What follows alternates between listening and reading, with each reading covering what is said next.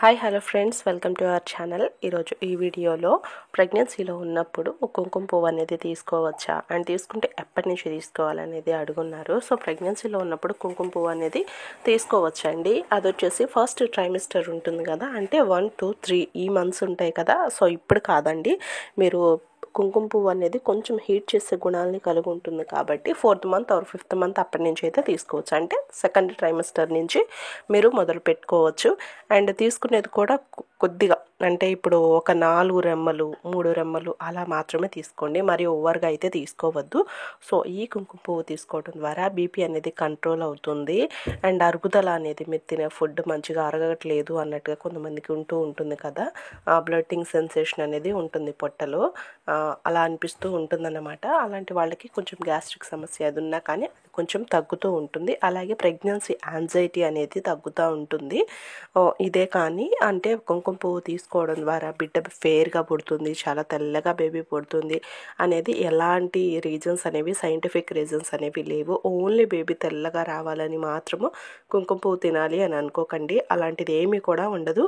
Just బీపీని control చేయడానికి బాగా యూజ్ అవుతుంది. అలాగే మూడ్ స్వింగ్స్ని తగ్గిస్తూ ఉంటుంది. ప్రెగ్నెన్సీలో కామన్గానే మూడ్ స్వింగ్స్ అనేవి ఉంటూనే ఉంటాయి. ఒక్కోసారి అంటే చిరాకుగా, ఒక్కోసారి కోపంగా, ఒక్కోసారి నార్మల్గా అలా అనిపిస్తూ ఉంటుంది. ఆ సిమ్టమ్స్ అనేవి హార్మోన్స్ బ్యాలెన్స్ అనేది కరెక్ట్గా ఉండకపోవడం ద్వారా అది కొంచెం తగ్గుతుంది. అలాగే మీరు తీసుకున్న ఫుడ్ మంచిగా అరగడానికి యూజ్ అవుతుంది, రిలాక్సేషన్గా అనిపిస్తుంది. దానికి వైజ్గా మనకి కొంచెం హెల్ప్ అవుతుందని తీసుకోవడమే తప్ప బేబీ ఫెయిర్గా పుట్టాలి, బాగా తెల్లగా పుడుతుంది ఇది తీసుకోవడం ద్వారా అనేది మాత్రము మీరు అనుకోవద్దు. అండ్ ఇంకొకటి వచ్చేసి, దీనికి ఎలాంటి సైంటిఫిక్ రీజన్ అనేది ఏమీ లేదండి. అండ్ కుంకుమ పువ్వు తీసుకోవటం మరీ ఎక్కువగా తీసుకుంటే ఇంకా మంచి బెనిఫిట్స్ ఉంటాయేమో అని అనుకోవద్దు. ఎందుకంటే కుంకుమ పువ్వు మరి ఓవర్ హీట్ కూడా కలిగి ఉంటుంది కాబట్టి మరి ఓవర్గా తీసుకోవద్దు.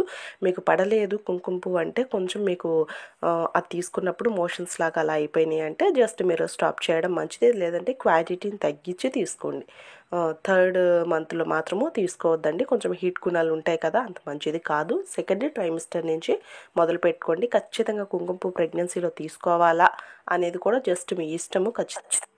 ఖచ్చితంగా తీసుకోవాలి అనేది అయితే రీజన్ ఏం లేదండి, జస్ట్ మీ ఇష్టానికి కొద్దీ మీరు తీసుకోవడమే. అండ్ అంతేకాకుండా మదర్ హార్లిక్స్ కూడా సేఫ్రాన్ ఫ్లేవర్ ఒకటి ఉంటుంది, అదైనా కానీ మీరు ట్రై చేసుకోవచ్చు. Thank you for watching. Video నచ్చితే ప్లీజ్ లైక్ అవర్ ఛానల్.